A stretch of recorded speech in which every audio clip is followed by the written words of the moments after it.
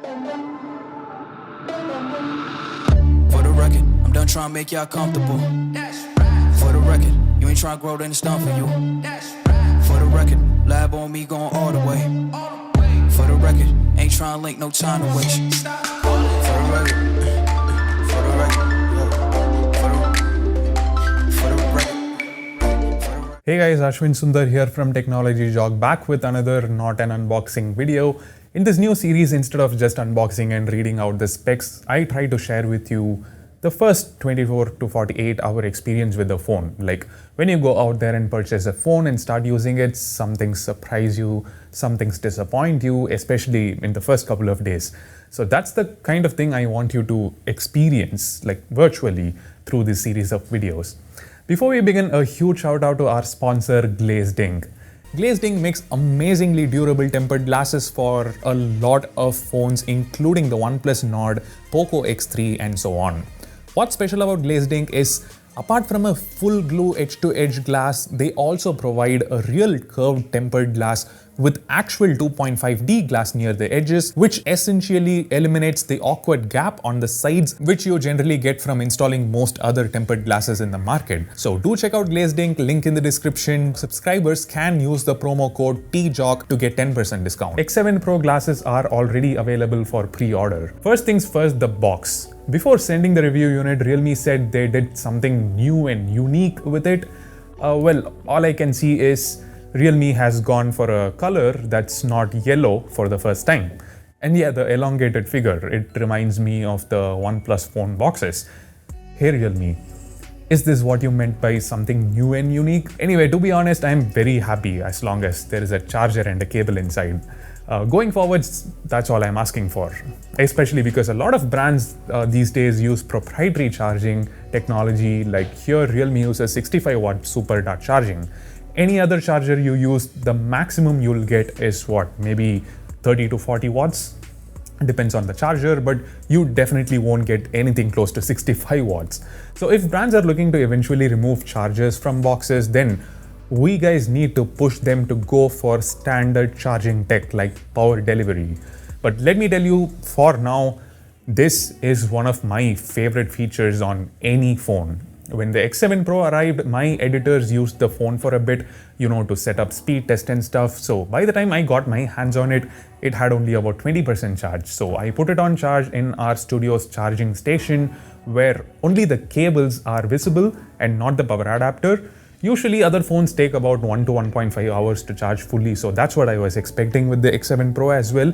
But when I checked back in 20 minutes, it was at 100%. Turned out the charger in the charging station we are using is actually a 65 watt super dart charger that belongs to another Realme phone that I received earlier.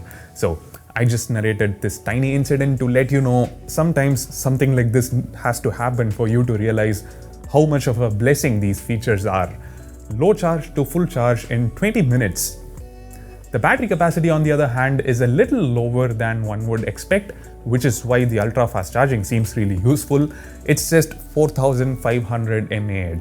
And so far in my 24-hour usage, although I cannot really say anything solid about the battery life, I can say one thing. The battery drain has been a little aggressive at 120Hz refresh rate setting. Just my initial impression. I'm yet to test it properly. So hopefully it lasts a full day on medium to heavy usage. The only good outcome of having a smaller battery is the phone gets to be quite thin and light. This weighs just 184 grams. It's 8.4 millimeters thin. After using several other heavy devices, picking this up feels a bit different. Also contributing to this new thin body is the use of a thinner fingerprint scanner inside. Realme says the screen is 29% thinner when compared to previous gen flagships. But forget about how it's done. What matters is that it's done well and it can be felt while using the phone. Similarly, Realme has explained this back panel design with a bunch of jargons. Again, let me tell you, none of that matters. It shows off an array of different colors at different viewing angles. The smooth matte finish feels good in hand. The back panel looks good. That's it. What I need to talk about at length is this gorgeous display. This is hands down the best display overall in this price segment, or actually it stands out even among phones that cost 10,000 rupees more. 120 Hz Super AMOLED display. Enough said. The colors are noticeably more vivid and punchy than any other display in this segment. The touch sampling rate is also, higher than usual. It's 120 Hz when you use it normally, which is not very extraordinary, but while gaming it switches to 240 Hz, which makes a difference when you play competitive gaming. Like I play Headball 2, so that's an online multiplayer which actually requires 240 Hz touch sampling. I mean, it really makes a difference if you've been a player. And the support for dual stereo speakers completes a good media or gaming experience. I watched an episode of Queen's Gambit.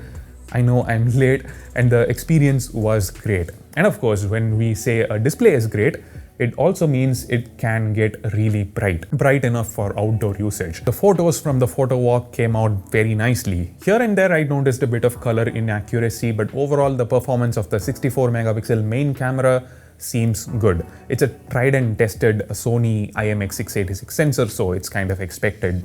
The 8 megapixel ultra wide angle camera needs a little more testing from my side because our initial impressions are not that great. And yeah, there's also a 2 megapixel macro camera and a 2 megapixel dummy camera, depth camera. One breakthrough feature that Realme claims is that the X7 Pro can click multiple 64 megapixel, high resolution 64 megapixel images at once and process them and get a final output that has less noise, more details, even under low light. What I don't understand is, if it can actually do that, then why does the 64 megapixel mode not have an HDR mode? I mean, if a phone supports multi-frame processing, then HDR must be easy, right? Anyway, guys, let me know if you'd like to see a camera comparison between the X7 Pro and the OnePlus Nord, which is probably similarly priced. We'll make it happen.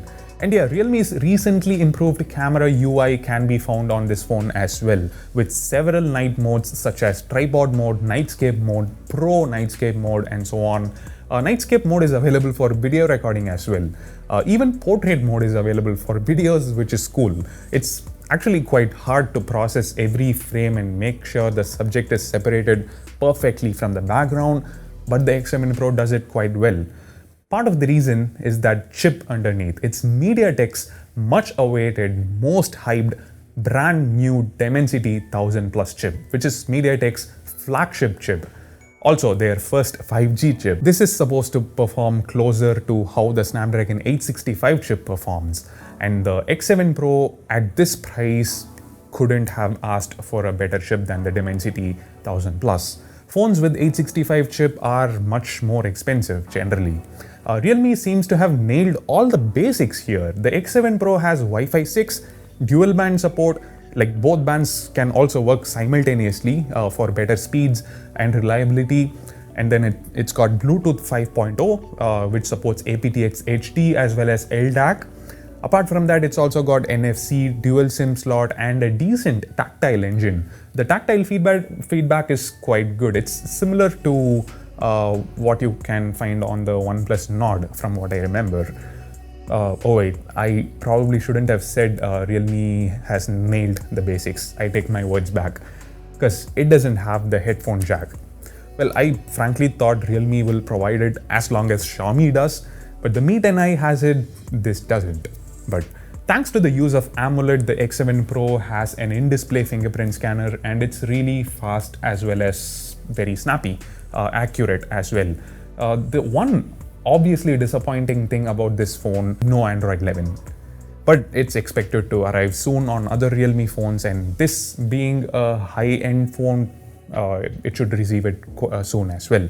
But the existing software is not bad at all. That's not what I meant to say. Realme UI is pretty good in my opinion. Has the right amount of useful features, some bloat here and there, which you can easily get rid of. Otherwise, everything is handled smoothly. The UI is super fast and snappy, no complaints on the performance front. So to conclude, we have yet another X series phone from Realme. I'm not sure where this slots in exactly. I shot this video before the launch, so please check the description for pricing details. The X7 Pro comes only in 8GB RAM, 128GB storage variant.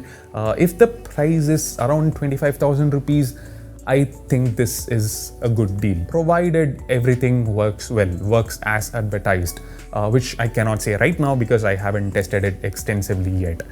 But yeah, this is for those of you who are, in a hurry to order the phone. Just wanted to give you my initial 24-hour experience with the phone. If you found this video helpful, subscribe to the channel and hit the bell icon. It means a lot to me. Thanks for watching. See you in the next one. Take care and bye.